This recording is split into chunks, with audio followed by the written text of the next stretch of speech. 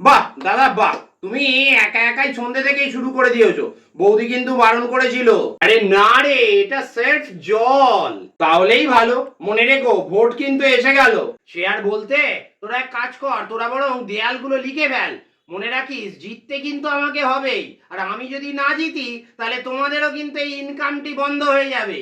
আর তোমাকে না ওইসব নিয়ে ভাবতে হবে না। এই মিয়া যতদিন আছে না, এই অঞ্চলে সব দেয়াল আমরাই লিখবো। আচ্ছা শোনো না, বলছি ওই পাশে আছি ক্লাব থেকে না কয়টা ছেলে এসেছিল, তো ওদের বলছে নাকি একটা ওই টিভি দিতে হবে, কিসব আইপিএল ফাইপিএল দেখবে বলছিল। হ্যাঁ রে, আগের বছরই তো এদের ক্লাবটাকে একটা টিভি দিলাম, আবার চাইছে। এদের তো কিছুতেই পোষায় না দেখছি রে। হ্যাঁ, গত বছর তো ওদের একটা ছোট টিভি দেওয়া হয়েছিল, এবারে ওদের আবদার একটা বড় 65 ইঞ্চি টিভি দিতে হবে আইপিএল দেখবে বলে। তবে ব্যাপার কি জানো দাদা, মানে ওদের ক্লাবে কিন্তু 60 জন মতন মেম্বার আছে। তাই আমি বলছিলাম ভোটটা হাতছাড়া করা বোধহয় ঠিক হবে না। একদম ঠিক বলেছিস। তুই এক কাজ কর, তুই বরং কালি কিনে পাঠিয়ে দে। আর শোনো না, ওদের ওই পাশের ক্লাবটা, মানে ওই ধামাকা ক্লাব গো, ওখান থেকে কয়েকজন এসে আবার বলে গেছে ওদেরকে একটা ক্যারাম বোর্ড দিতে হবে। তো সেটা কি করব? আরে দিয়ে দে, ওদের বরং একটা বড় ম্যাচ বোর্ড কিনে পাঠিয়ে দে। আরে বলছি, আর কেউ কিছু চাইতে এসেছিল নাকি?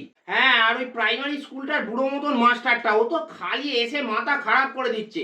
ওদের নাকি স্কুলের বেঞ্চগুলো খারাপ হয়ে গেছে। তুমি যদি কয়েকটা বেঞ্চ একটু বানিয়ে দিতে, আর ওদের স্কুলের জন্য যদি একটা বাথরুম বানিয়ে দিতে, তাহলে নাকি ওই বাচ্চাগুলোকে আর টয়লেট করতে রাস্তাঘাটে যেতে হতো না। ওদের নাকি স্কুলে বাথরুম নেই। তো সেটা কি করব? একদম নয়, ওকে না দেখছি দেখছি করে ঘোরা, কিন্তু ওকে কিচ্ছু দিবি না।